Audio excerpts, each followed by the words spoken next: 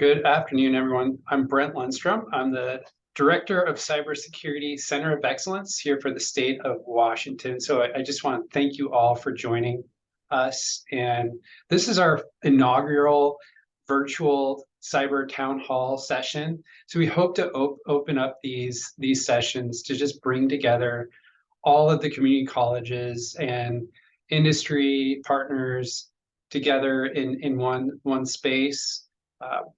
Eventually, we'd love to be able to do this in person, but virtually is very convenient. And we've had some great success talking with some of the colleges, sharing ideas, sharing best practices, and that's part of what this town hall session is for, to get everyone in the same room, collaborating, connecting, hearing what is successful, hearing what some of the challenges are. So we'll be recording these sessions and then making them available for on-demand consumption post the call that you can download through our LinkedIn, not our LinkedIn channel, but our YouTube channel. So for today, we've got some great speakers. We've got Nancy Roe from PNNL, who's going to talk about some of the internship opportunities, as well as our keynote, Vipul Kumar from Cyber Range Poulsbo, to talk about the statewide cyber range that's a free resource for all of you to aid in your cybersecurity education and training opportunities. So Mike, did you have some poll questions that we were going to ask folks? Want to launch those? Sure, I'll launch the first one. Awesome. So what is your favorite hot drink as we head into fall? Anyone have a thought?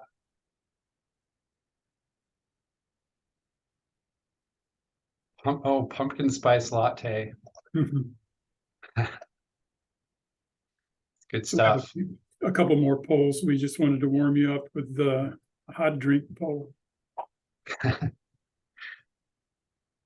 Thanks. Next one. I'll share results.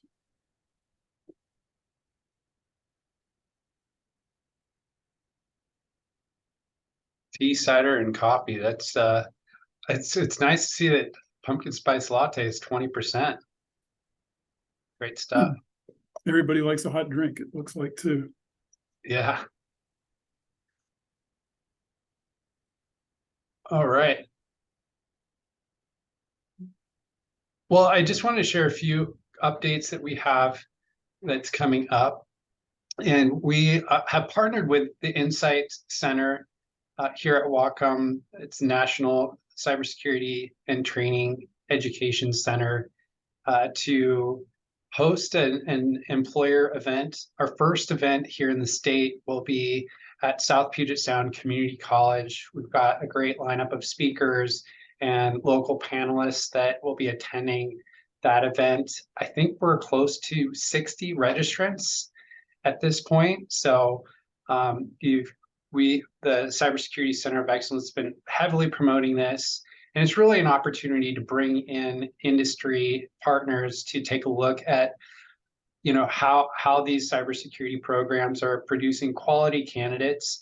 So this would be the first of many that we would like to partner with Insight on.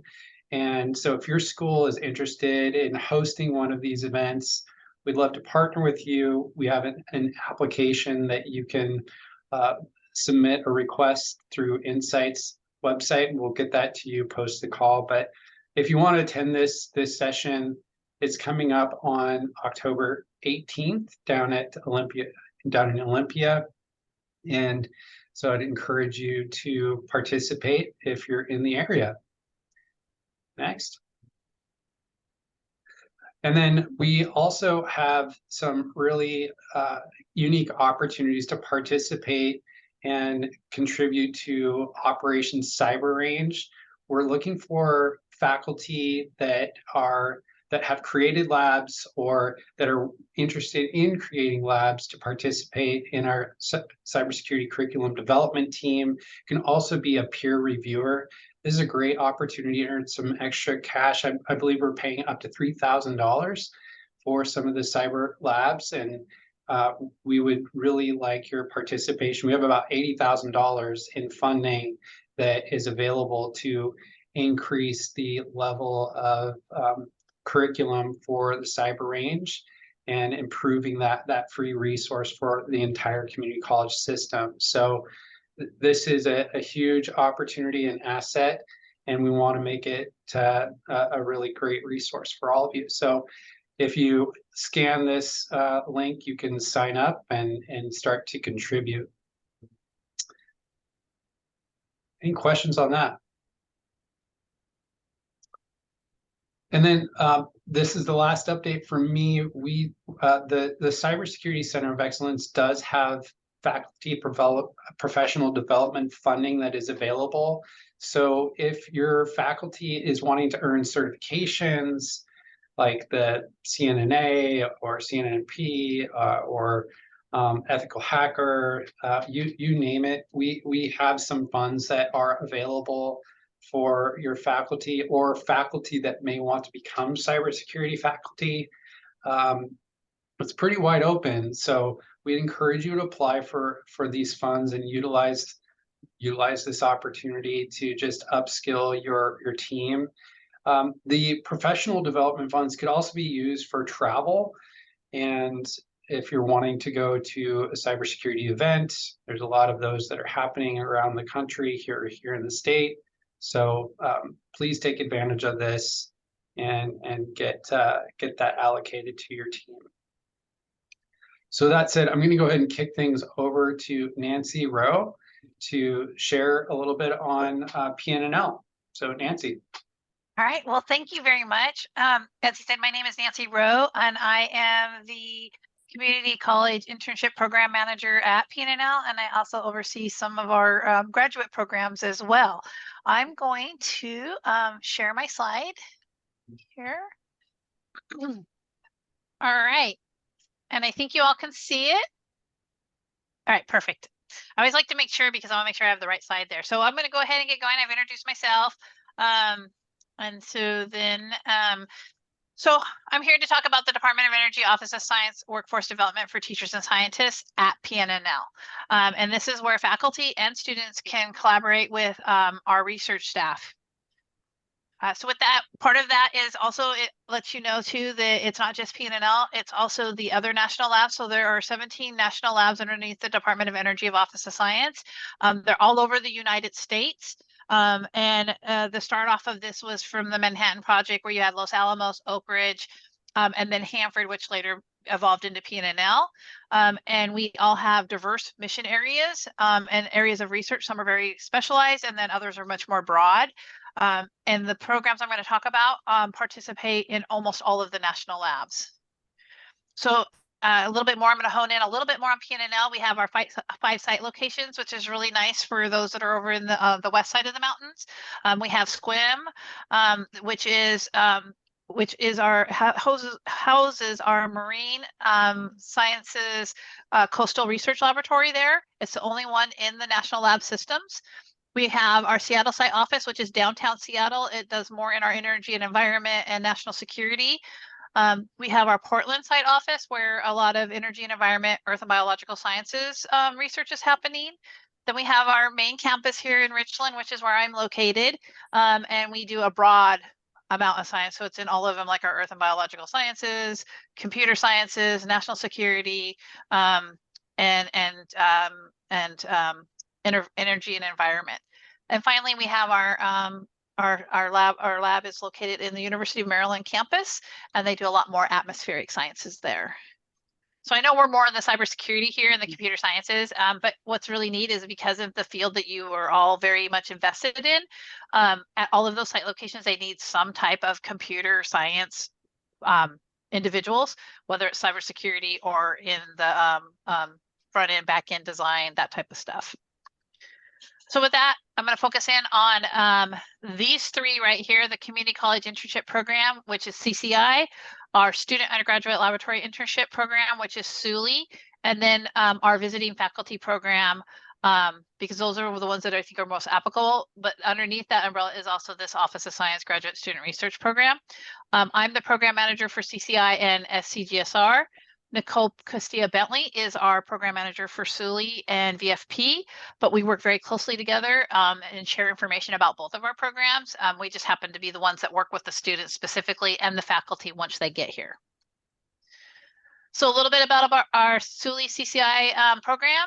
CCI is at 16 of the national labs and SULI can be at 17 of the national labs.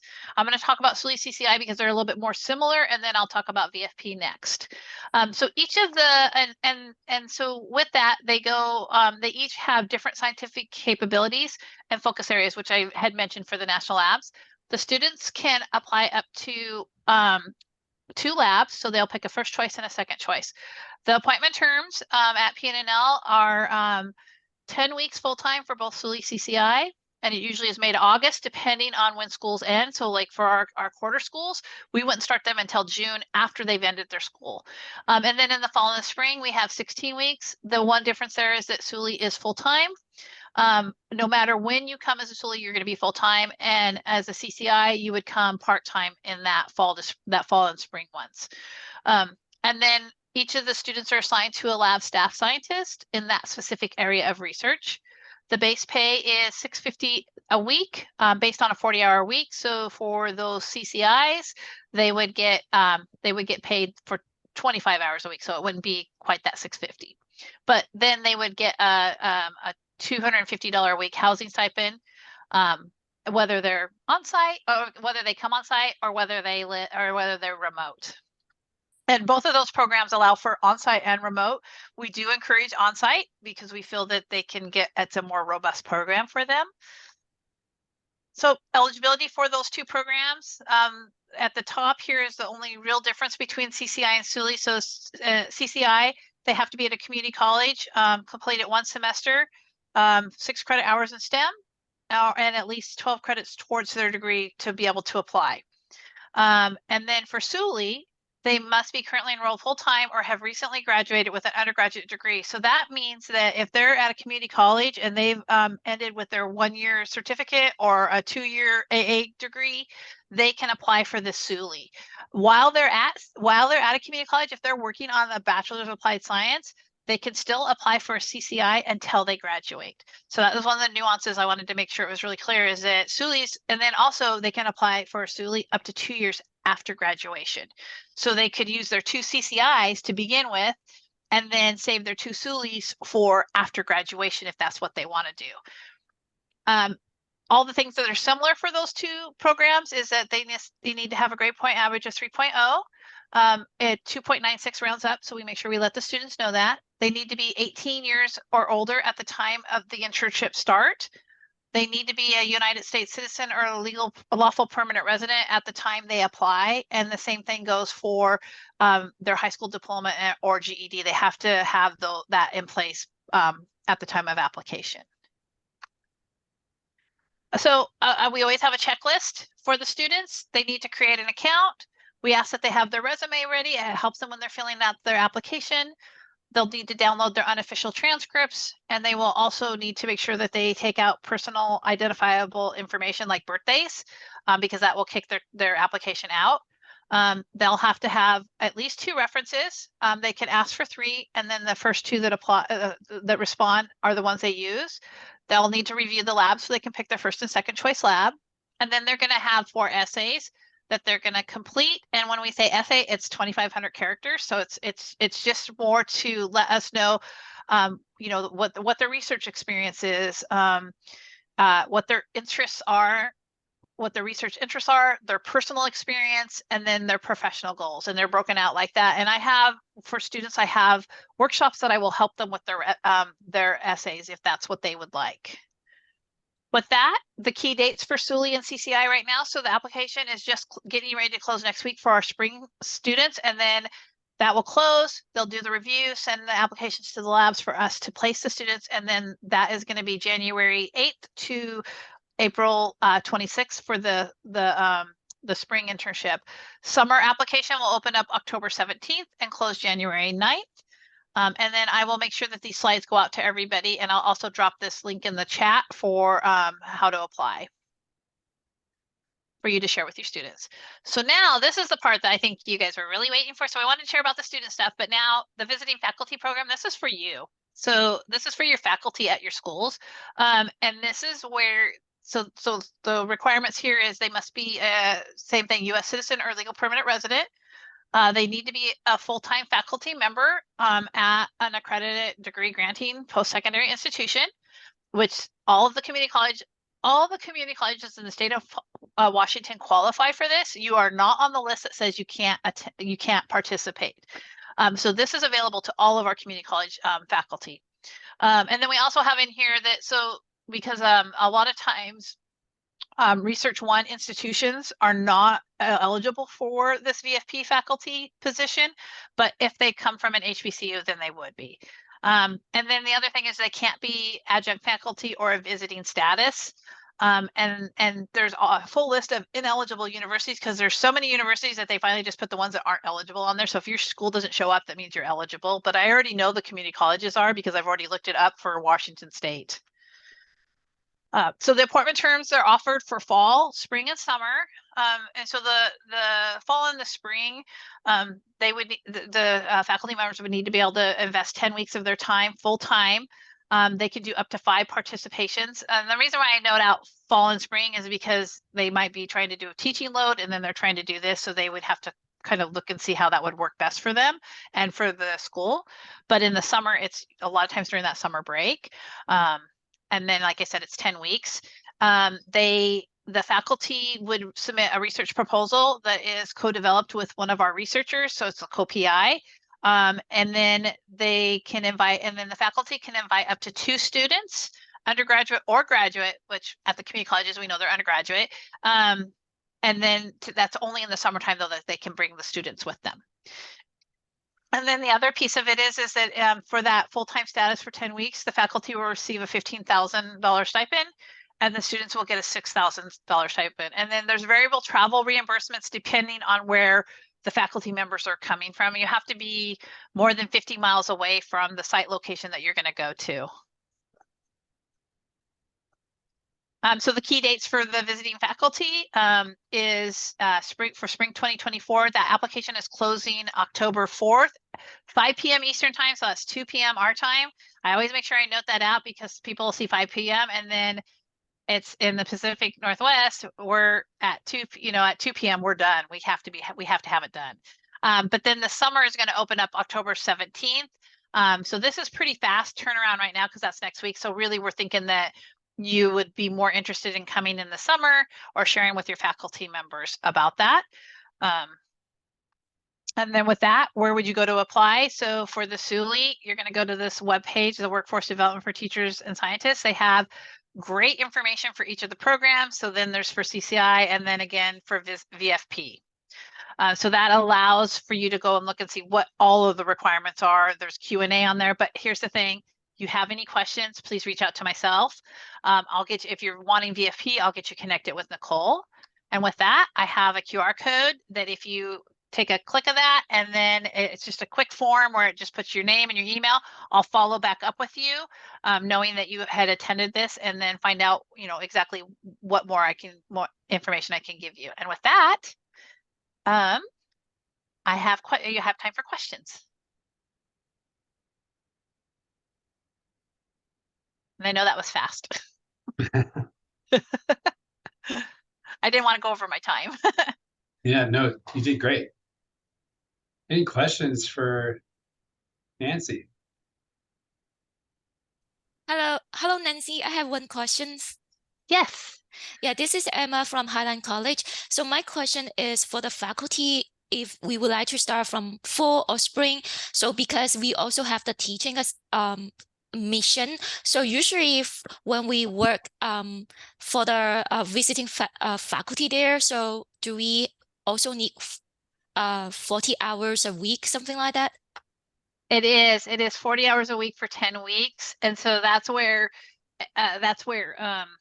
you would have to maybe look at that sabbatical or, you know, because you would have to be able to have that full-time availability.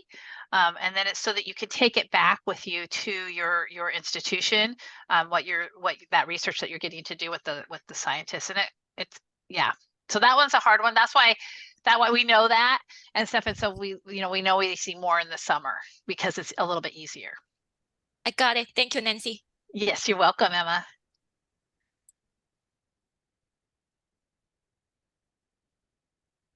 Great. Sounds like some invaluable experience. All right. Well, thank you for having me. Thanks, Nancy. Really appreciate your time, and we'll make sure that all of your contact information gets shared with the folks here. All right. And I'll send the slides. I'll send a PDF of the slides so that you can send those out as well. Fantastic. All right. Thank you. Yeah. All right. Next up, we've got Vipul Kumar. Vipul, do you want to go ahead and take over the show? Sure. Hi, everyone. Let me share my screen here. All right. Can you see my slides? Yes. Awesome. All right. My name is Loading. Vipul. All right. My name is Vipul Kumar. I'm the director at the Poulsbo Cyber Range, and I got Angela Henderson here. She is our academic liaison. And we work with K-12 community colleges, universities, government, nonprofits, local community, pretty much like the whole spectrum of constituents when it comes to cybersecurity. And our essentially it's a Cyber Range is an open educational resource that's available to all of these. Hey, Vipul, sorry to Yeah. interrupt, but we don't see your slides. It's still loading. Oh, sorry. Let me try to restart here.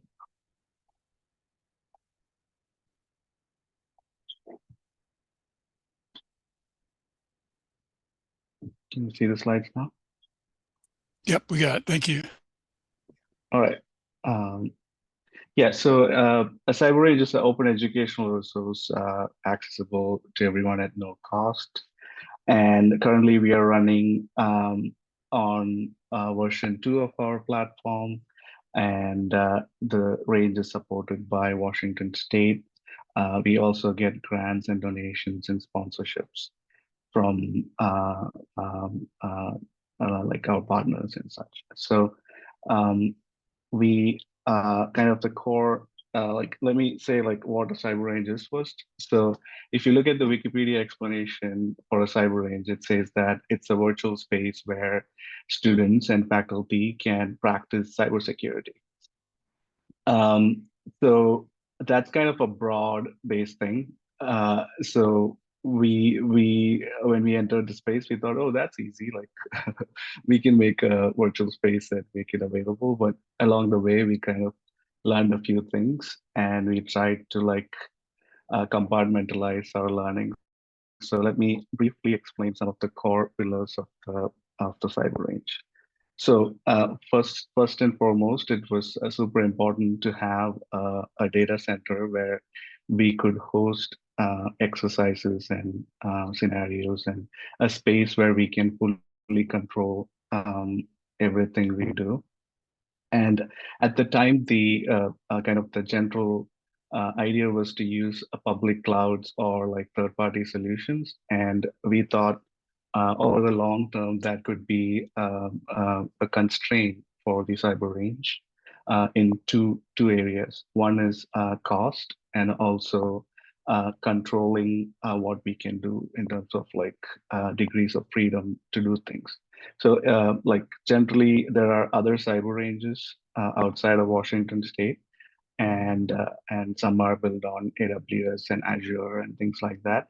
And what we noticed is there's a lot of rate limitations and restrictions on what you can run on these providers. So having a data center that is, we build and maintain it, that makes things really easy to manage and scale for us. So this data center is based in Poulsbo, where the Cyber Range is located in Western Poulsbo campus, and we essentially manage it. And talk to cost, like if we run a VM on Azure or AWS, it's about $45 a month, whereas if you run it in the Cyber Range, it's $13 a month roughly.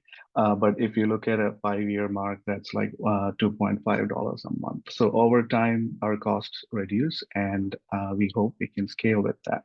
So that's been a core design feature of the Cyber Range. The next one is we build everything using open source software. And that's also a key thing where we can control cost.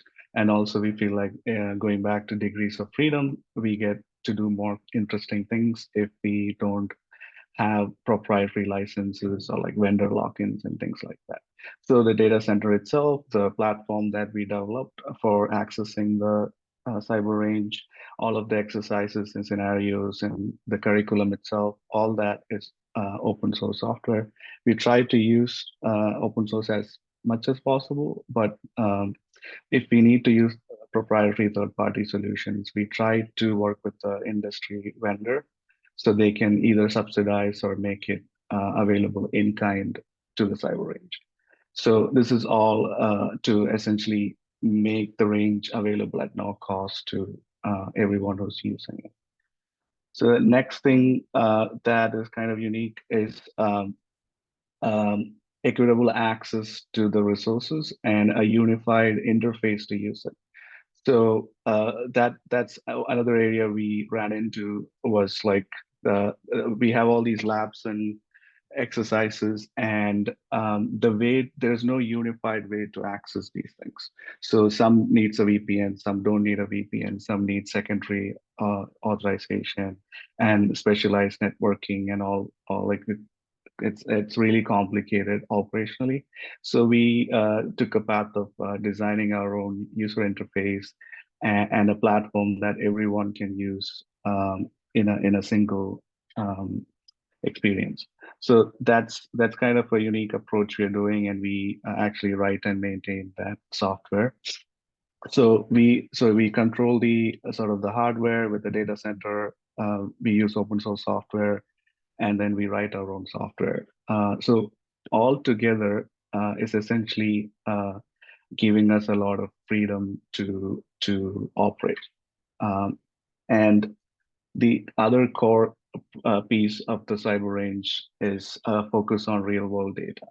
So if you look at the landscape, you can find a lot of simulated and emulated labs, which are great for introductory training and getting familiar with basic things. But the challenge is when you go from academia to industry, you suddenly are hit with real world data and tools and real world operations. So our goal is to use the Cyber Range as a way to give students that head start with real world data. So we incubate and host and help maintain some of these projects that bring in real world data. So some of the examples of those are like Pisces. It's a public infrastructure monitoring project with DHS and PNNL and everyone, where we monitor counties, and then we give students access to that data, and they can do analysis and learning from it. And there are others like Honeypot Stack and floating sensor labs that we deploy in the water and collect water data and weather data and others. So the idea is Pisces was a great project that is getting a lot of traction within the state and outside. And our idea was to take the learnings from Pisces and see if we can apply that to other projects and help support and scale these other projects that bring real data to the students. So that's a key thing we try to do. And in doing so, we kind of ended up being a sort of an innovation and an incubator for these ideas. So this could be like I said, like hosting research projects, working with universities on like capstone projects, any like student-driven ideas, giving advisory services, leveraging our industry network, helping find grants for these projects so they are sustainable. So all those things put together is a key thing we provide as well. And finally, these projects and partnerships has a network effect, and we are able to pull in different stakeholders and then help support the state in kind of creating these industry-led student-managed projects that are sustainable. So those are like kind of the core pillars of the Cyber Range. And going into this, we learned a lot of this. Initially, it was just how can we make labs available? That's kind of the default thing when you talk about a Cyber Range. It's access to labs, but we realized there is a lot more to it than just accessing labs. So we are slowly going towards these areas. Now, if you look at it functionally, this is how it looks essentially. So there is a need to learn. So you need curriculum and environment in one place. So that is the kind of the most expected feature of a Cyber Range. Then we slowly expanded into other areas. So you need to be able to train. Things like the Pisces project, where you are actually training on a specific work role with real data, that's important. You should be able to build. So we have Western's capstone projects running in the Cyber Range, and joint projects with Eastern, where their students would come and build projects using the Cyber Range. So this could be school to school, school to industry, or a consortium effort, all sorts of like crossover building. So, and Cyber Range is a resource where you can come and do that sort of thing. Yeah, you can also, once you're built, you can deploy things. So whether that's hardware or software, if you have like certain equipment that you want to host or sensors you want to host, you can do that in our data center or deploy your software. And as long as it's within Washington State and you're trying to serve an educational purpose, it's at no cost to the parties involved. So, and then from there, you can go into long-term maintenance, or you can even go from idea to development to deploy, and then look at sustaining it over long periods of time. One of the things that we also noticed is there's interesting student projects in universities and community colleges sitting in labs that if we could find a way to publish those are really valuable assets to the community. So our goal is to find those unique assets and help publish them and maintain them through the incubation program. And then there is the ecosystem effect, like I talked about. We work directly with instructors and students, so we learn a lot from those interactions, and we help kind of cross-pollinate with our network. And the platform allows us to distribute. So if there's a lab sitting in a community college, you can selectively publish that. So you can make it first available to all of your students. And if you want to further that to other community colleges, you can selectively publish and eventually distribute it statewide, essentially. So those are kind of the functional parts. And if we look at the sort of the past, present, and future, it kind of nicely ties into version 1 was kind of our initial rollout. Version 2 is where we are today. And then version 3 is our kind of the future release that we are working on currently. So briefly, we started the Cyber Range around May of 2017 is when we first published about Cyber Range. And the first employee was our cloud administrator, Paul Hitchcock. And everything kind of started with the state allocation for a lab for Western CIS's program. And this was at a time when Western was trying to move to Poulsbo and other locations, and they wanted a common lab. But our director had this vision of making that lab broadly available statewide. So we went and got a donation of servers from Boeing, roughly 750K worth of servers. We set up a small data center operation in Poulsbo campus and started rolling. So originally, this was essentially version 1 was dog fooding the lab, and then testing it within Western to make sure, is this something that really other schools would need, and getting it to that point where we can share it. So version 2 was launched around August of 2019. It's when I joined, and we got a lot of feedback from close partners, and in the summer of 2020, we rolled out the platform. So this was a controlled rollout, a limited availability rollout, because we had a hard cap of supporting up to 1,200. If we really push our servers, we could do about 1,200 students. So we knew that was the upper limit.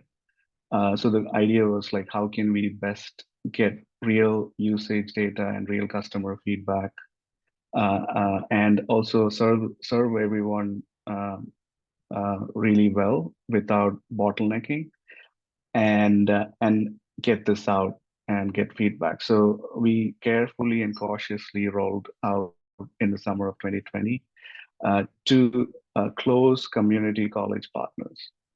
And we really didn't have the bandwidth to go into K through 12 because those numbers are really big numbers, and we didn't have the limit to do that. So that's what we did. And you can see in 2020, when platform launched, we were about 330 students roughly. Following year, we did 500 students. And then in 2022, we hit the cap. So this was the maximum we could do. And luckily, we got an allocation from the state to actually scale up the cyber range. And if you look at historically, we do about 8 to 10 events a year across K through 12 community colleges and universities.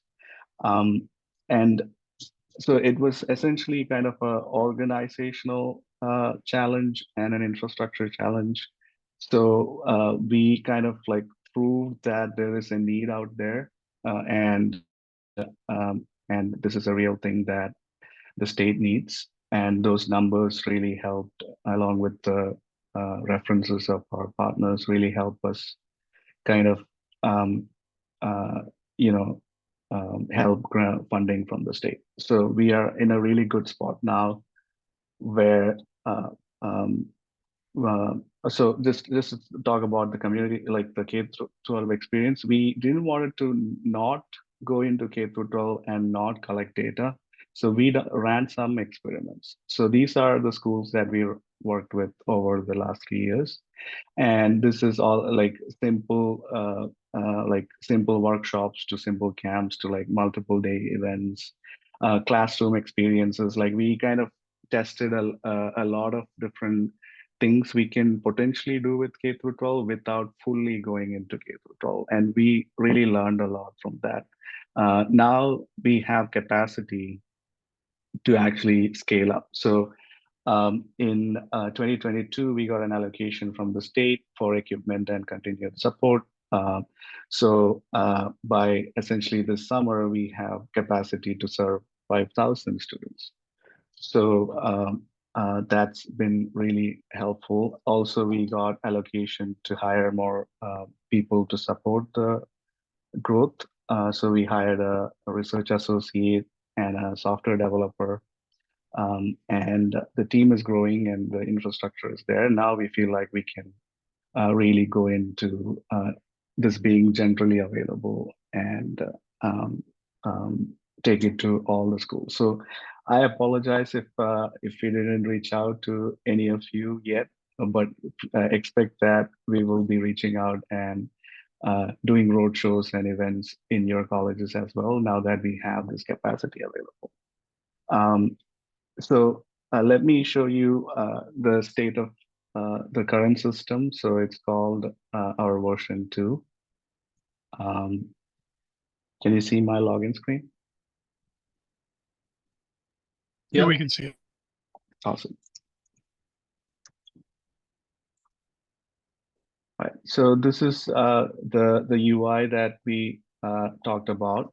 So when you log in, you are presented with the domain. So this would be your school domain, and the roles are really simple. Either you're a student or a faculty or a domain-wide administrator. So and there is a small security audit here, so you know what your students are doing within the system.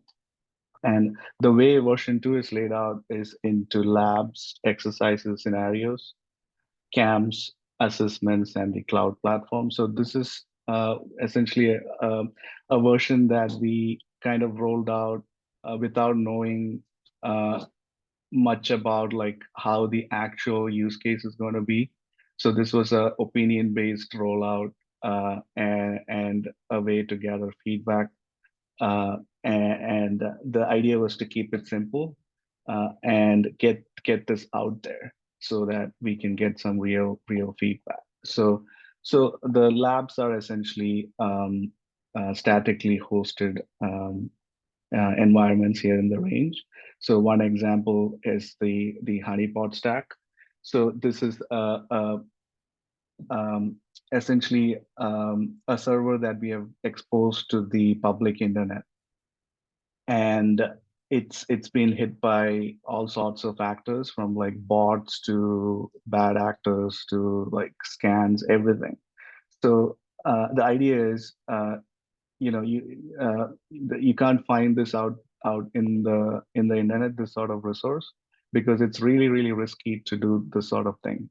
So the Cyber Range takes that risk and then makes it available to the students and instructors, and you can essentially get a quick overview of what this is about, additional resources like student manuals and guides. So if I click on the student manual, you'd see how to interact with the environment. And you can click on the honeypot stack server itself. There is a ticketing system associated with it. So if I click on that, it takes me to the dashboard here.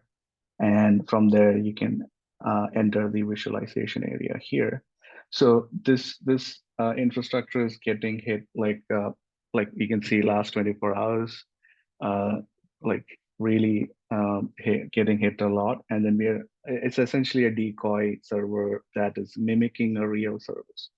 So the bots and the bad actors think that this is real when it's not.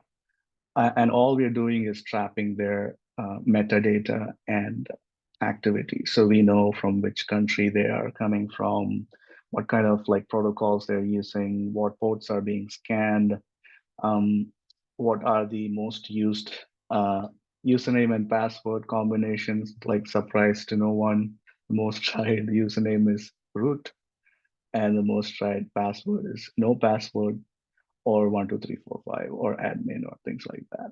So and you can see like rich, it's like a rich, there's like 120 data points in here, from IP address to CVEs to all sorts of things. So this is an example of the real world projects that I talked about.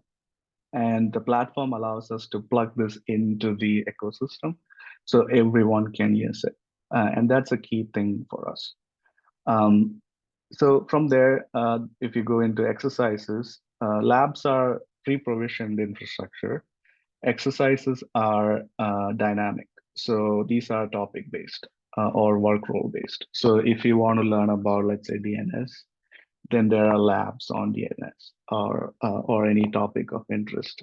So our goal is to broaden this out so that there's a wide variety across multiple curriculum and collections.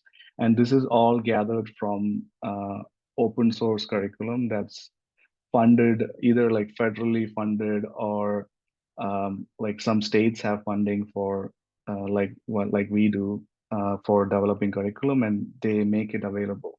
And we spend time going through these labs and then adding metadata and then presenting them along with the environment. So if you're interested in this backup lab, you can go and actually launch that environment. So you don't have to leave the browser. You can stay within your browser and access these environments. So while that's being loaded, I can go and open an environment that's already deployed. So this takes about a minute or so for the VM to come up. And there you go. It's a full browser based operating system available to you, and the manual is here, and you can just do everything through the browser. So that was a key thing, was to like not have students download any specialized software to do this. You can just do everything through HTML5 and your web application. So so that's kind of the crux of it. So the next stuff is all like how we kind of present everything, and how the UI looks, and things like that. But generally speaking, it's the idea is to take any infrastructure that is otherwise sitting in silos, like make that broadly available, curate curriculum that is out there, and combine it with environments, and then give the access to it through a simple user interface.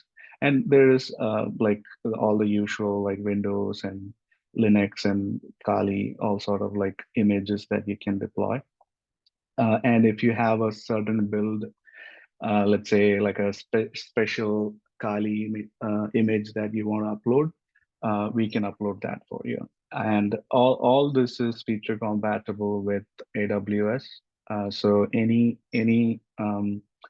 network design or architecture you roll out using public cloud, you can do the same using the Cyber Range, because we use underneath all of this, we use OpenStack, and OpenStack is feature compatible with AWS and Azure.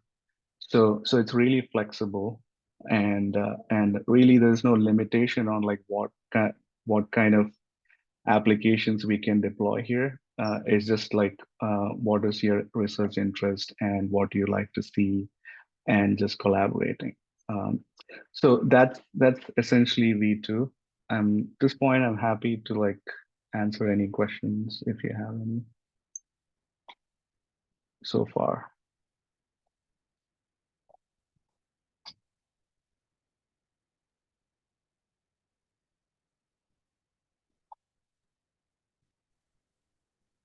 Hey, Vipul, one of the challenges that I hear from some of the faculty that are trying to do training in cloud platforms like AWS or Google is that students are required to have like their credit card on file or there's a certain amount of credits, and then it could potentially cause a big bill for students that are running instances.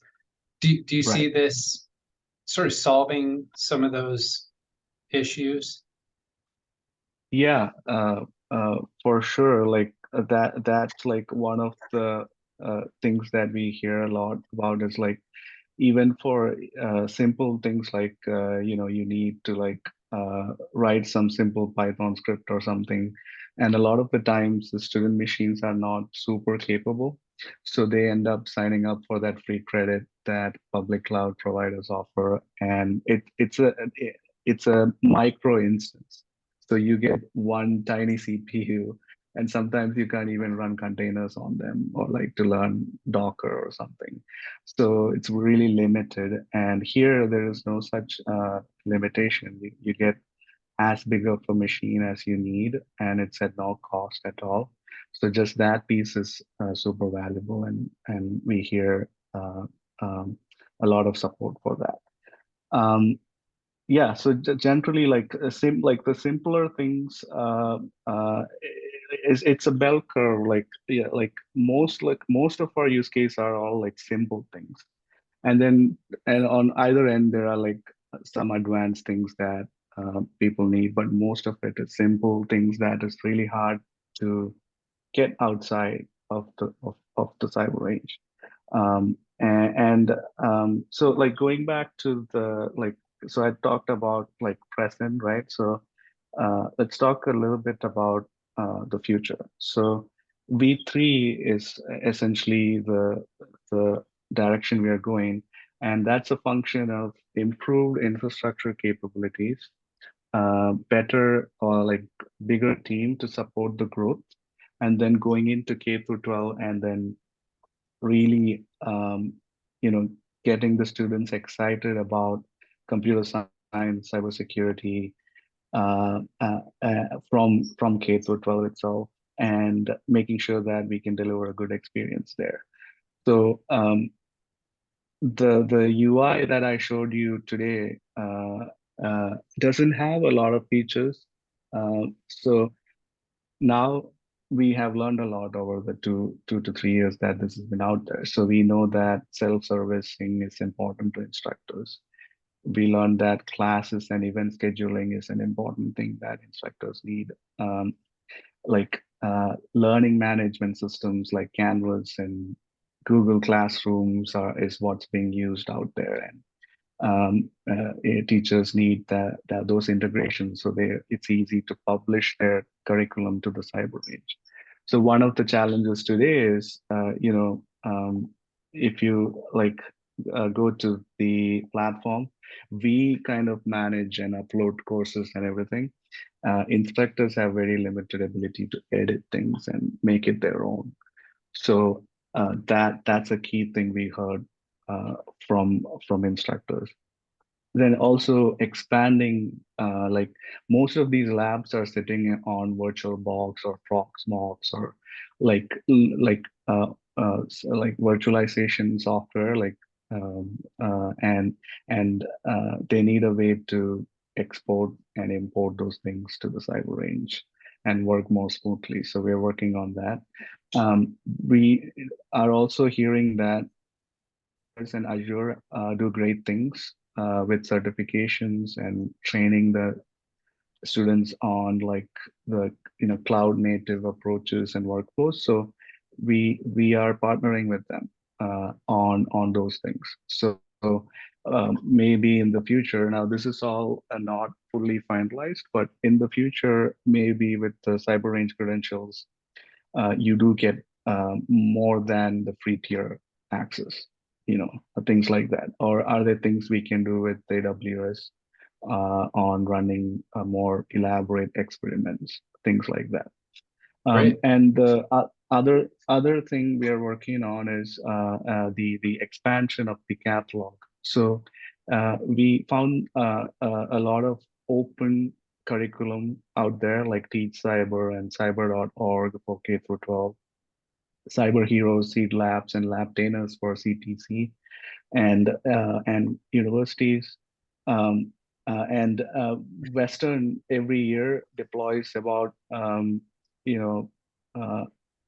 25 to 30 students to develop curriculum for the cyber range. These are Western CIS students developing labs and exercises. And that piece is also growing into Eastern now, and they're deploying students. And hopefully we see this sort of like collaboration to build student-built labs. So that collection is growing. And of course, we have the COE grant and the SPCTC grant that Brent talked about for instructors to write and would publish their own curriculum. So that whole piece of like expanding the catalog is a critical one, and one that we are super excited about. We try to, with our limited resources, we try to publish, curate and publish these things, but we hope participation increases as we roll out V3 and onwards. Special projects. Vipul, I want to make sure that we give people a few minutes to ask some questions. I know Emma had raised her Yes. hand earlier. Did you have a question, Emma? Oh, yes, because I saw that it can be integrated with Canvas. So in this Yeah. case, if we would like to integrate in Canvas, do the student also need to register an account on the Cyber Range beforehand? Yes. So so let me go to that piece real quick. So the goal for us for V3, the general availability is you can give this URL to students, and this is publicly available. And students can register, create their account, and get access to all the things that we talked about. And as you as the instructor will have an instructor section where you can interact with uploading curriculum and creating your own classes and enrolling students, essentially. And today, this is all behind a VPN.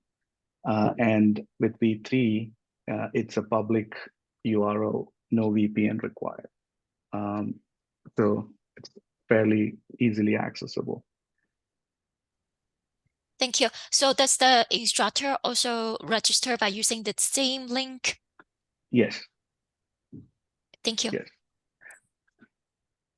And we are also working with some of the colleges to see if we can do single sign-on, so that you don't even have to register. If you use your college email address, you should be able to log into the Cyber Range.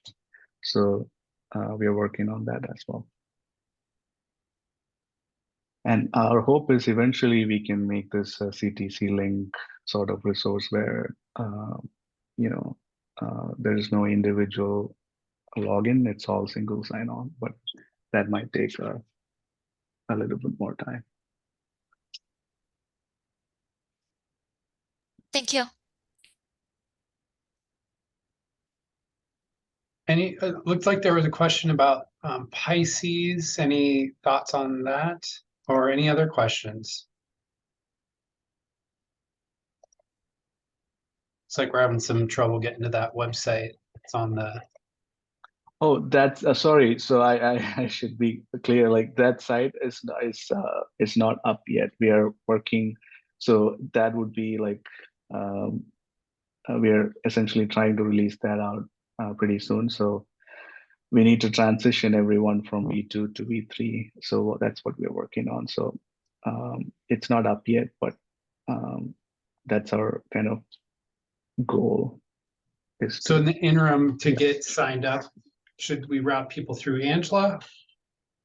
Yeah. So if you like to sign up, you can send an email to either me or Angela, and we will get you enrolled essentially. And we'll share our contacts and everything, so you have that. We are in a kind of a weird situation where V2 needs a VPN, V3 doesn't. V3 is not fully baked yet, so it's kind of like where do we want to place the new colleges is kind of the question. So we're defaulting everyone to V2 for now, and then work directly to transition. So that will happen fall winterish, and go from there. Great. Any other questions for Vipul?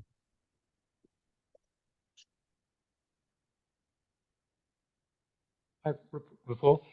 Is there a list of the labs and maybe the competencies for each lab that we can get without going on and clicking each lab? Do you have a PDF or something?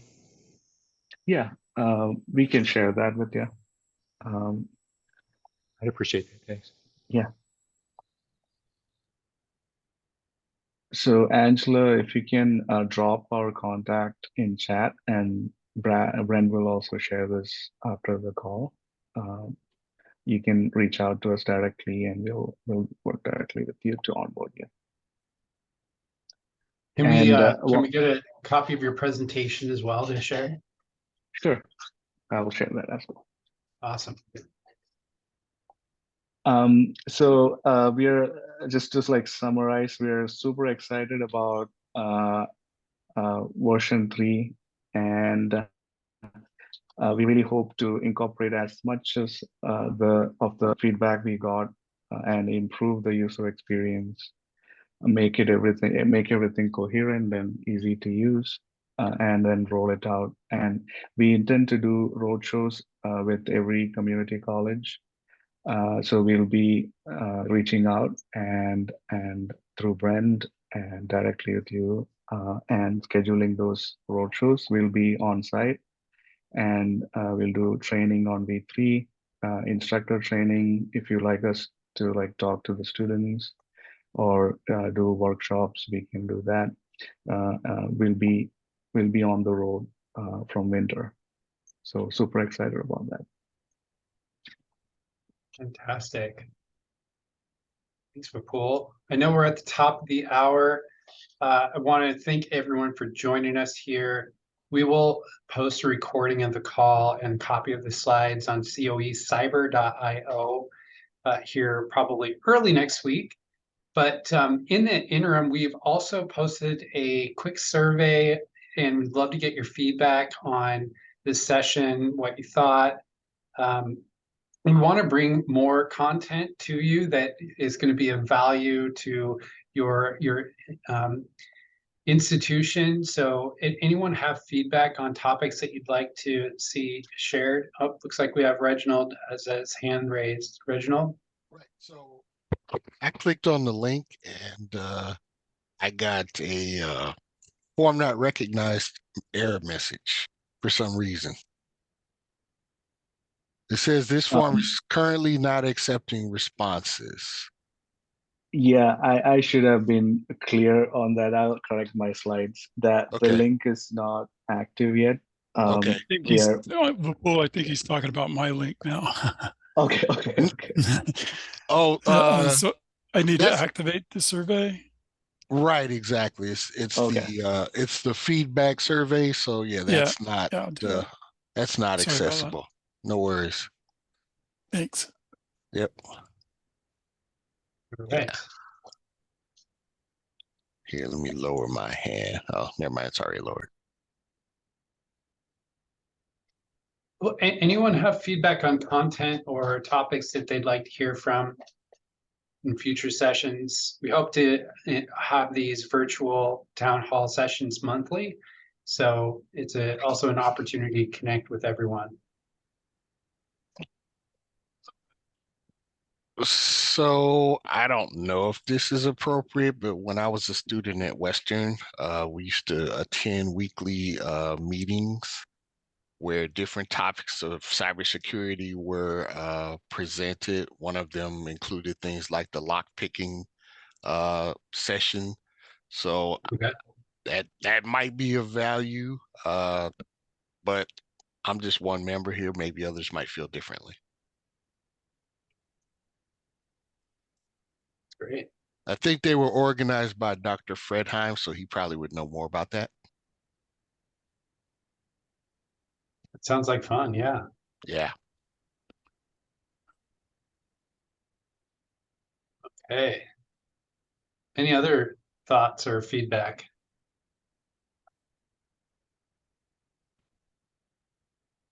Well, we'll be posting this as well as it's getting out the next iteration of these virtual town hall sessions. We're probably going to do this the fourth Friday of every month. So with that said, I really appreciate everyone showing up today and participating, sticking with us, and I really appreciate your time. So with that said, if there's any last questions, we'll go ahead and close things out for the day. Thanks a Thanks, lot. Vipul. I have a Thanks, quick Vipul. question. Thank you so much. See everybody next time. Bye. Bye. Brent, do we need to individually like send a message to ask for the presentation and the PDF that they talked about describing the different labs, or is that just going to be sent out to everyone automatically? We will send that out to everyone that attended today. Great, thank you. Yep, you're welcome.